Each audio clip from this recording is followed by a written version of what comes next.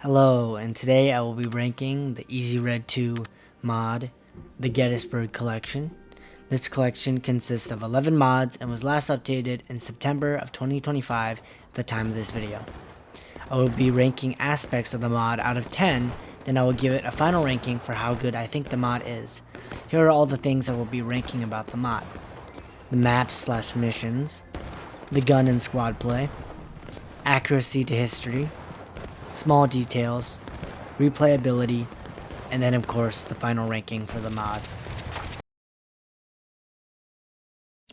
Alright, let's get into it.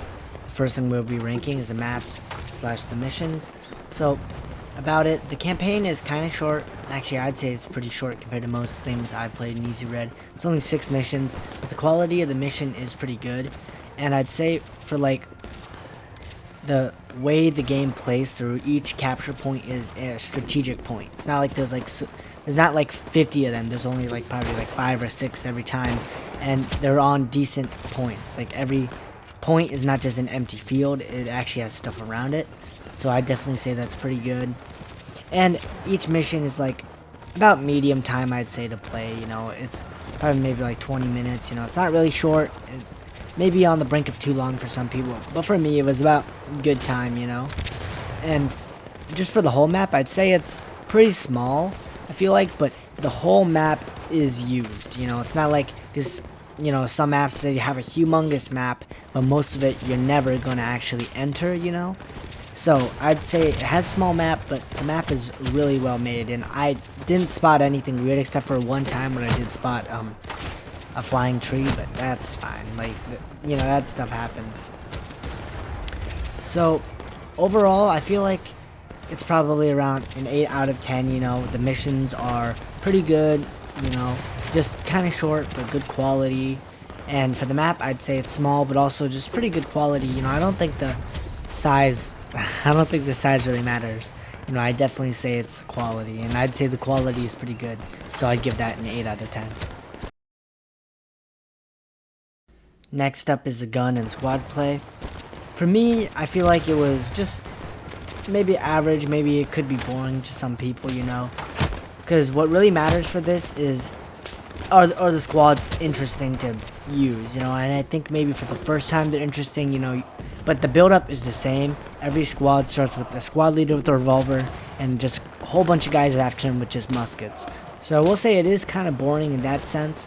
I did have one time in the first mission for the skirmishes where I got to use cavalry carbines, you know, the Smith carbine, but that was the only time I'd ever seen it. So the squads are maybe a little boring, you know, they're decent size, and they never change throughout the whole game.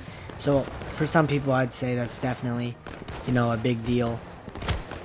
Another thing is that there's not many tickets in the battle, or I guess the game just says attackers, you know, but basically there's not many reinforcements you have. So if you're defending, you know, it's not that hard to win quickly, you know, or if you're attacking, if you're kind of stalemating, it's kind of easier to lose, I feel like, than your average campaign, except for the last mission, Pickett's Charge, where they know the whole point is it's hard to take, you know, whatever it is, Cemetery Ridge, or the place around that area, so they do give them a whole bunch more defenders, or attackers, sorry, than they normally would.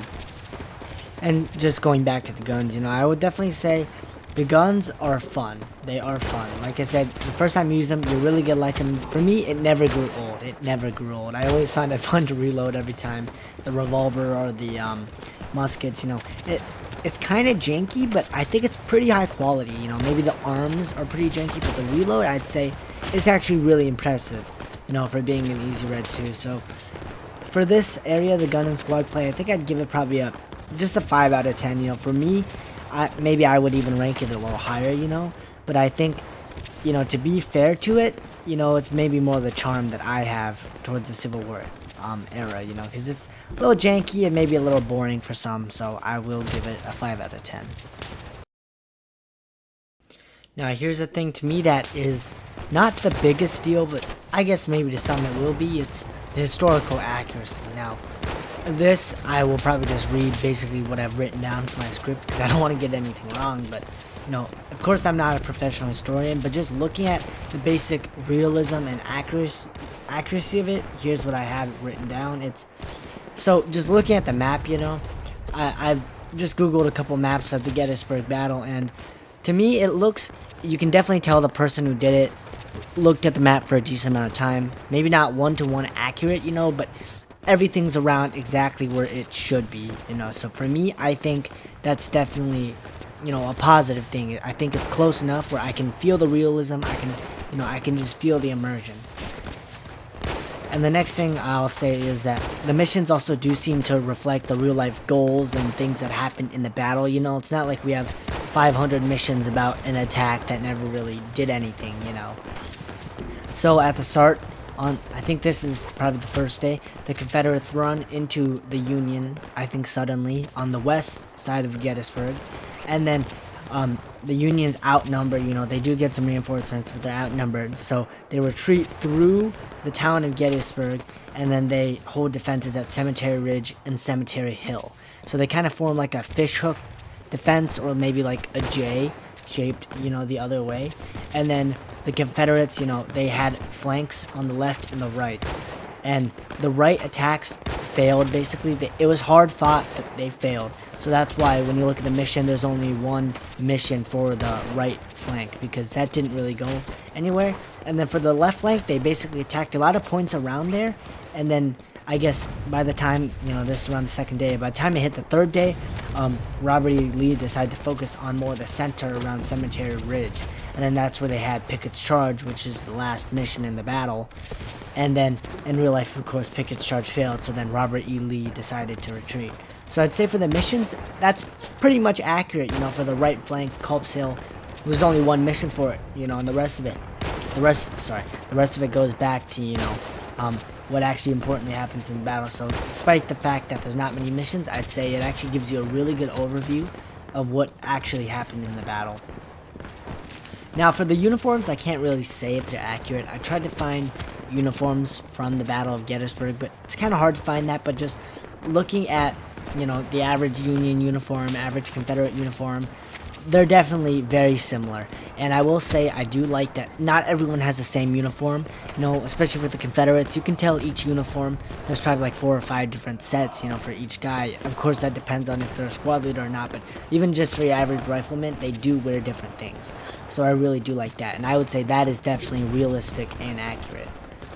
Now, here's what I'll say for the guns. The guns are, I'd say, pretty accurate as well. They use the guns that the average person would have used in the battle, right? So I think it's the Springfield model 1861, I believe, and for the Confederates, it's the Enfield 1835 maybe?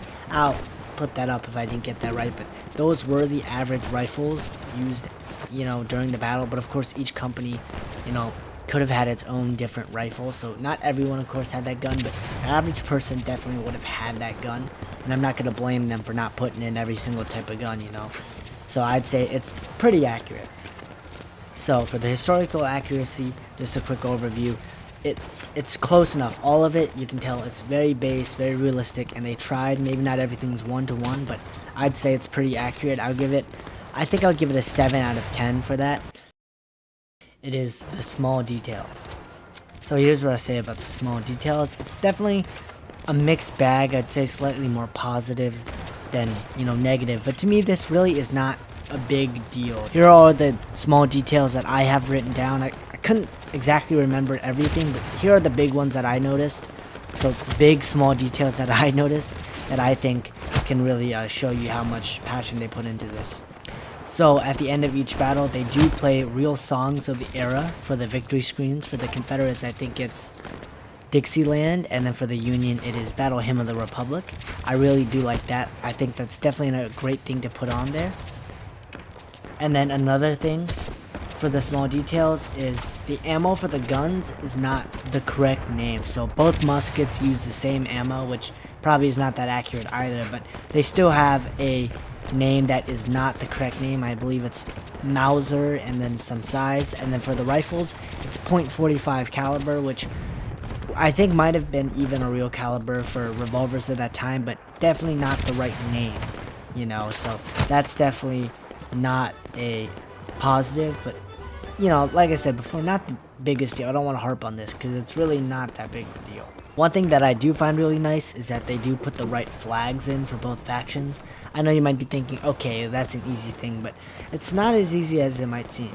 So for the United States or Union, you know, they have the correct 34-star flag, which was the flag used during most of the Civil War because of Kansas being a state, and it's kind of a circle and then stars on the side. So I definitely like that detail. And even better is that the Confederates actually have the right flag, because you normally see this other flag, which is not the correct flag. That's, I believe, the flag of the Army of Tennessee, and that is their battle flag. So that is not the actual flag that the Confederate States had, although I do believe they did have multiple flags throughout the 3-4 years they lasted. You know, one of them I even believe was a white flag with like a Confederate insignia on the top left, almost like those British flags, you know, of the colonies. But I'll put all that stuff up in editing.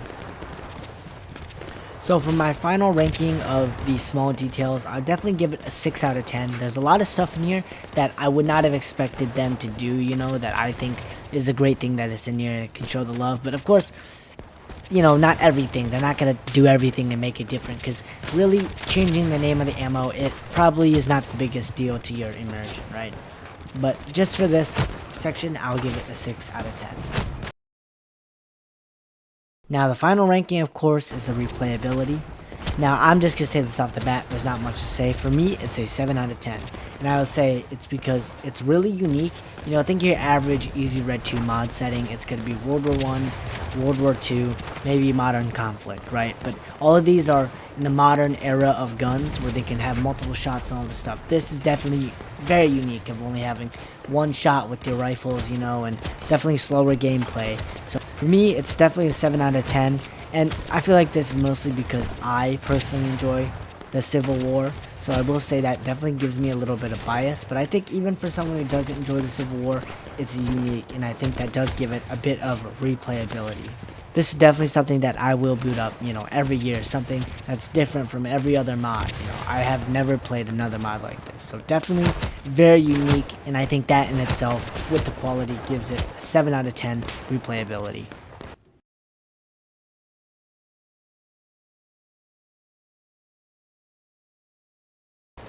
So, what is my final ranking for the Gettysburg collection? My final ranking for the mod is a 9 out of 10. I will give it a 9 out of 10 because it's pretty high quality, it's very fun, and the most important part, it is so unique from any other mod that I've ever seen for Easy Red 2. There are some drawbacks for some people that, you know, the campaign is very short, and the gameplay maybe gets a little repetitive for people who just kind of want to get into the action. I will definitely say that. But I think if you love this setting, you know, you will definitely love this mod. You know, and there's no doubt that even if you don't like the setting, the mod has good quality and it is well made. So I can give it that even if I didn't like the Civil War. So the final ranking for this mod is a 9 out of 10. Check it out. I'll put it in the description and subscribe.